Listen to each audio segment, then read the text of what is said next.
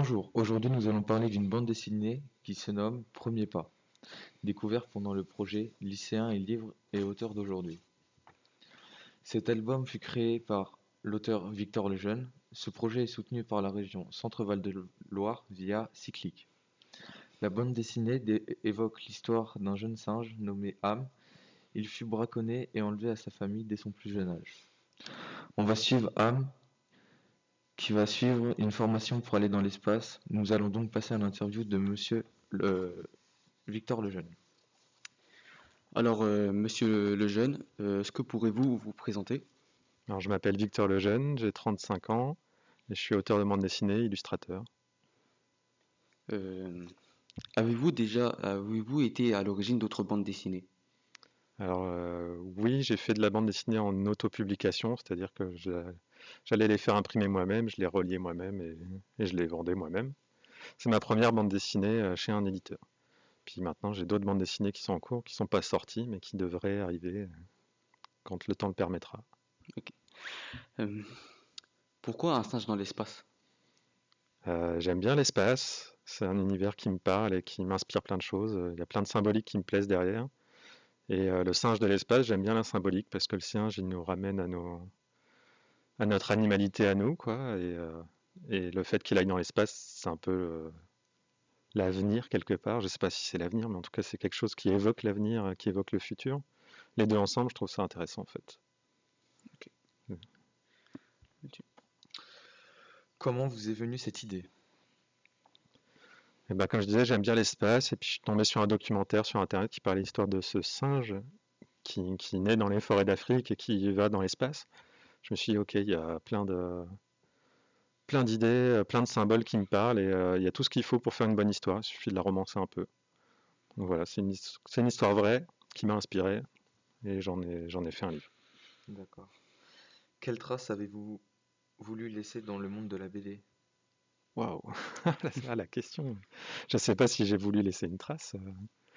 Je me suis dit que j'allais faire une bande dessinée muette et en gravure, ce qui est rare en fait. À part ça, je sais pas si je veux laisser une trace particulière. Intéressant, en tout cas comme question. Je me la suis jamais posée, donc je sais pas trop quoi répondre. D'accord. Combien de temps vous a pris la réalisation de cette bande dessinée? Alors l'écriture, le découpage, etc., tout ce qu'on fait avant le dessin, ça m'a pris quelques mois, parce qu'il faut le temps de réfléchir aussi et de prendre le temps de décanter les idées.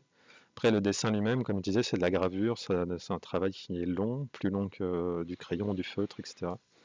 Et donc ça m'a pris un an pour faire juste les images. D'accord. Pourquoi une bande dessinée sans mots?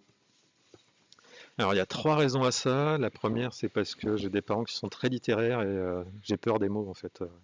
J'ai peur de mal faire avec les mots. C'est idiot parce qu'en fait, là, il faut au contraire s'amuser. C'est comme ça qu'on fait les choses les plus intéressantes. Mais m'a toujours fait peur d'écrire. Donc ça, c'est la première raison. C'est pas très important. La deuxième raison, c'est en bande dessinée, c'est dur de raconter des choses uniquement par l'image.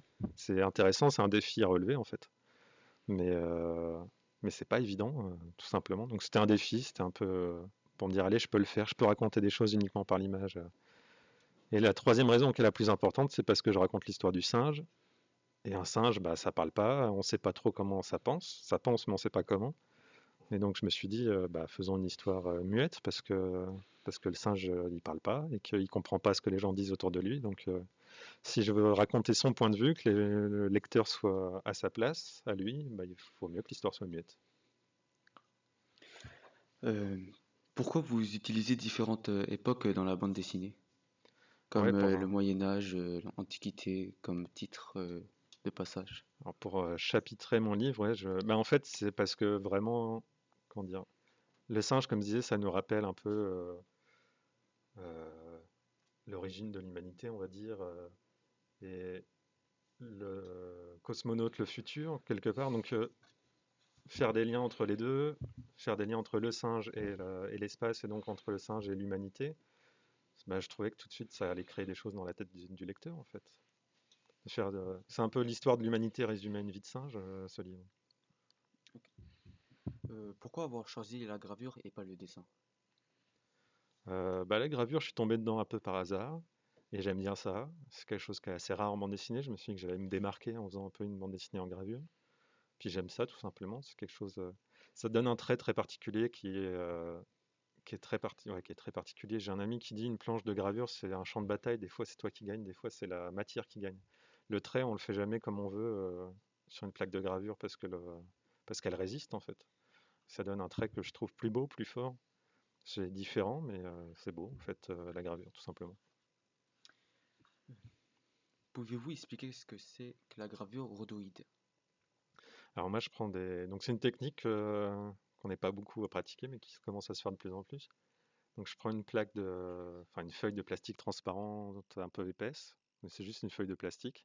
Puis avec une pointe de métal, comme une pointe de compas, en gravure on appelle ça une pointe sèche, je la plante dans le plastique et je dessine en gravant le plastique.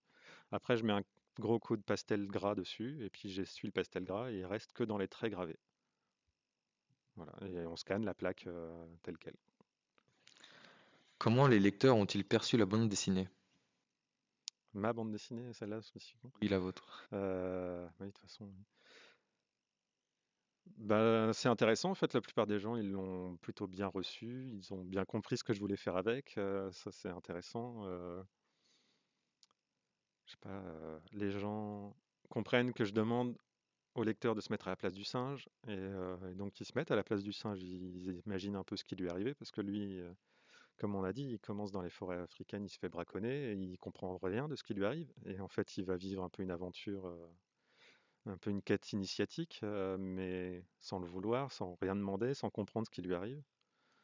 Euh, ouais, les lecteurs comprennent à peu près ça. Après, je sais qu'il y a eu enfin, parmi les rares critiques qu'on m'a adressées, il y a des gens qui disent que j'ai tendance à un peu dire beaucoup de bien de la NASA et dire que c'est vachement bien, alors que d'autres, au contraire, comprennent, parce que j'aime bien la NASA, mais j'avais pas envie de dire que c'était parfait.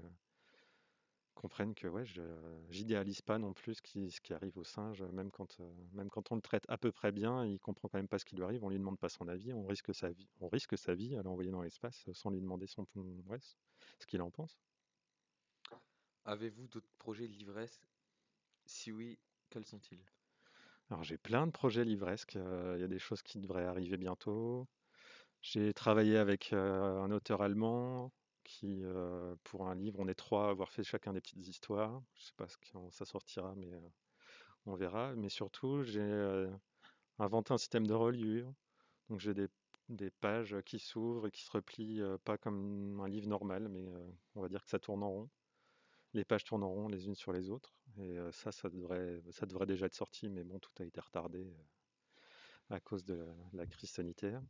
Donc je sais pas quand ça sortira. Et puis sinon, je travaille sur deux, trois livres encore à côté de ça, donc qui sont un peu moins avancés, on va dire.